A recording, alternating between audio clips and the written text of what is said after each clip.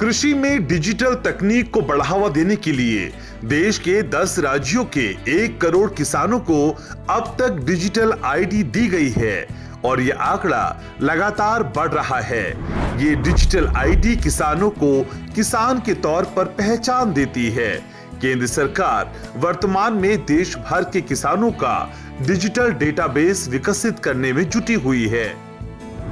किसानों को digital ID मुहैया कराना केंद्र के डिजिटल कृषि मिशन का एक अहम हिस्सा है। यहाँ आपको ये भी जानना चाहिए कि जिन 10 राज्यों में ये कार्यक्रम शुरू किया गया है, उनमें से अधिकांश किसानों का पहचान पत्र गुजरात में बना है। यहाँ के 32 लाख किसान, उत्तर प्रदेश के 30 लाख और मध्य प्रदेश के 28 लाख किसानों के पहचान पत्र तैयार किए गए हैं।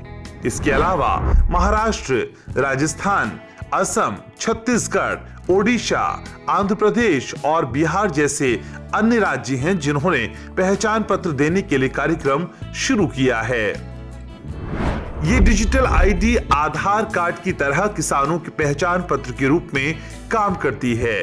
इस आईडी में किसानों की भूमि का लेखा जोखा, खेत में उगाई गई फसलों और अन्य जानकारियों का विवरण होता है।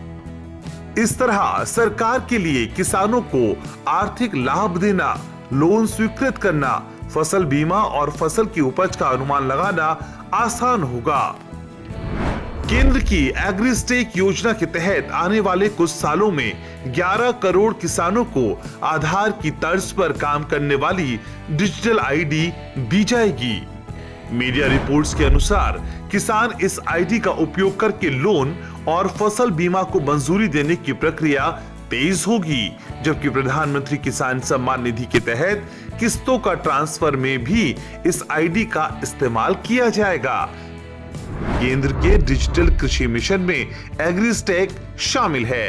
एग्रीस्टेक स्थानीय डेटा, सूखा और बाढ़ की निगरानी, मौसम और उपग्रह डेटा और भूजल उपलब्धता की जानकारी किसानों को देगा, जिससे किसान कृषि से जुड़े बेहतर निर्णय ले सकेंगे।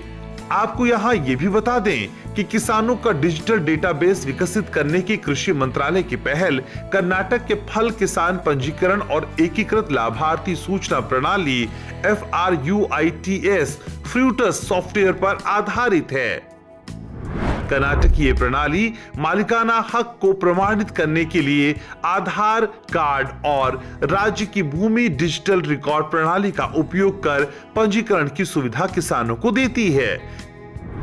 डिजिटल आईडी के माध्यम से किसान पीएम किसान के तहत आर्थिक प्रोत्साहन, फसलों के लिए न्यूनतम समर्थन मूल्य का भुगतान, विशेष वित्तीय सहायता, जाति प्रमाण पत्र और राशन कार्ड जैसी योजनाओं का लाभ उठा सकते हैं।